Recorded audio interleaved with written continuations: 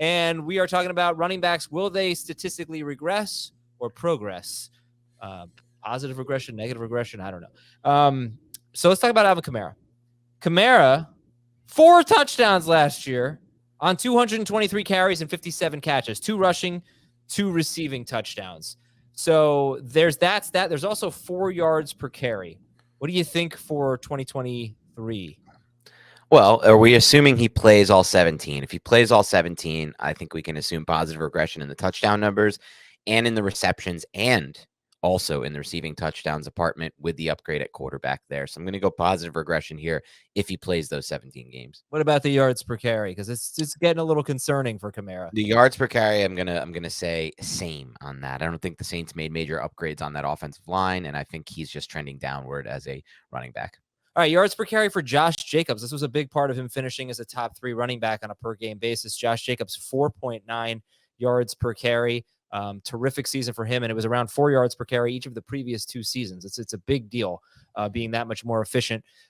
Positive or negative regression there for Jacobs? Negative regression. I think we're going to see a big change in that entire Raiders offense, and that is going to be one thing people don't know, but Derek Carr was really aggressive throwing downfield. One of the most aggressive downfield throwers, Jimmy Garoppolo, the total opposite.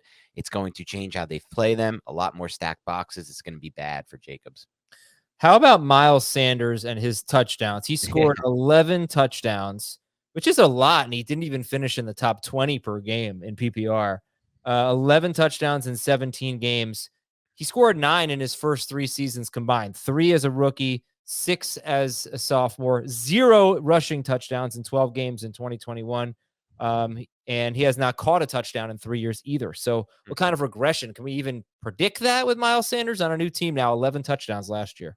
Definitely. I mean, he goes from the best offensive line and arguably one of the best offenses in football to an offense that's going to be starting a rookie quarterback. And so while I do like what Carolina has done on the offensive line and how they've improved their power run game, I'm not so sure they're going to have as many red zone opportunities. I think we're definitely going to see a lot fewer touchdowns. I would bet half as many or lower. I mean, look, he wasn't a touchdown guy coming into last year. So you could even make the case that last year's touchdown total was fluky.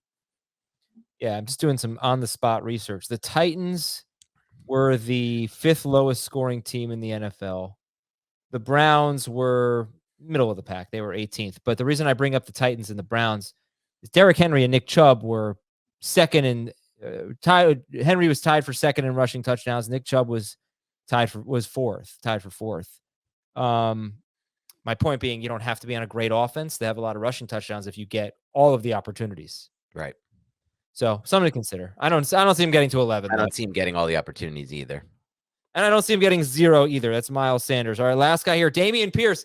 Here's a fun stat from weeks 2 through 14. 91% of the team's running back carries. Dameon Pierce, 91% of the running back carries. Regression there?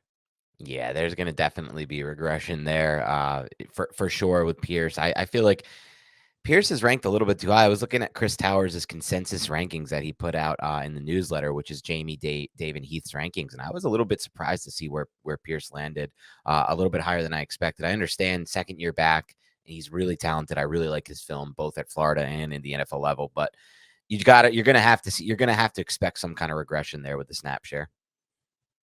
He is RB17 in the consensus rankings, just ahead of Jahmyr Gibbs, J.K. Dobbins, Ken Walker, Rashad White. Too high? A little too high for me. I think I would have both Dobbins and I forgot who you mentioned before. Jahmyr Gibbs ahead of him. Yep. All right, that's Dan Schneier. I'm Adam Azer. This show thankfully progressed, got better as it went on. We'll talk to you tomorrow on Fantasy Football Today in 5.